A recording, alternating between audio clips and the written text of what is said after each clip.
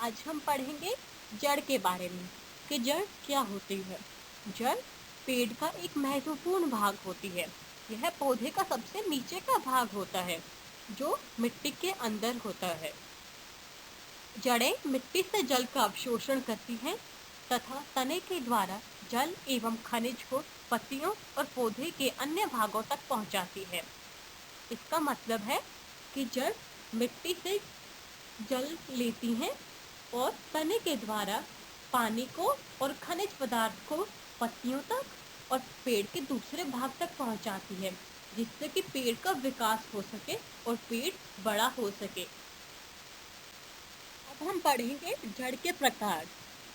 जड़ दो प्रकार की होती है, पहला मूसला जड़ और दूसरा रेशेदार जड़।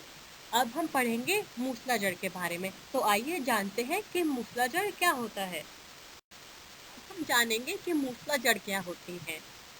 जालिका रूपी शिरा विन्यास युक्त पत्तियों वाले पौधों की जड़ें मूसला जड़ होती हैं।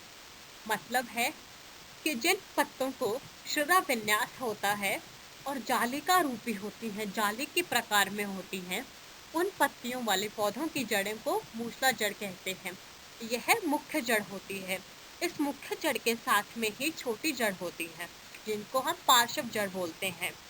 पीपल और गुलाब जैसे पेड़ पौधों की जड़ों को मूसला जड़ कहते हैं। मूली, गाजर इत्यादि खुद ही मूसला जड़ का एक प्रकार है।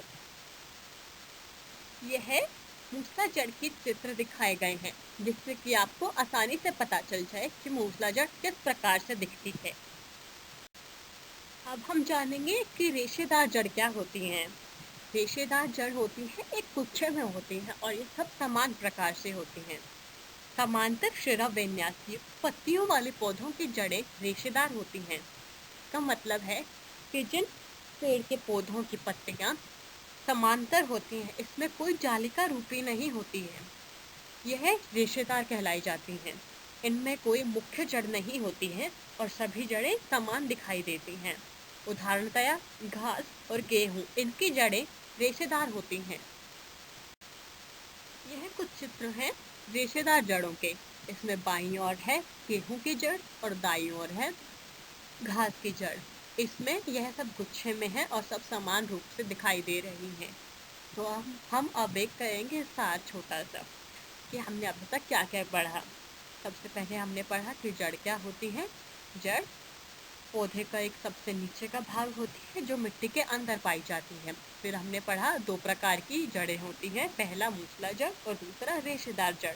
मूसला जड़ में हमने पढ़ा कि यह एक मुख्य जड़ के दोनों ओर होती हैं जिसमें कि छोटी जड़ें साथ में होती हैं और यह जालिका रूपी होती हैं जिसके पत्ते जालिका रूपी और शिरा विन्यास होता है जिन पत्तों को, उन पत्तों के पौधों को मूसला जड़ होती हैं। फिर हमने पढ़ा कि रेशेदार जड़ क्या होती हैं। रेशेदार जड़ होती हैं जिनको शिरा विन्यास समान रूप से होता है और सभी की सभी जड़ें समान रूप से दिखाई देती हैं, यह होती हैं रेशेदार जड़। तो अब हम याद रखेंगे कि दो प्रकार की जड़ होती है, मूसला और रेशेदार।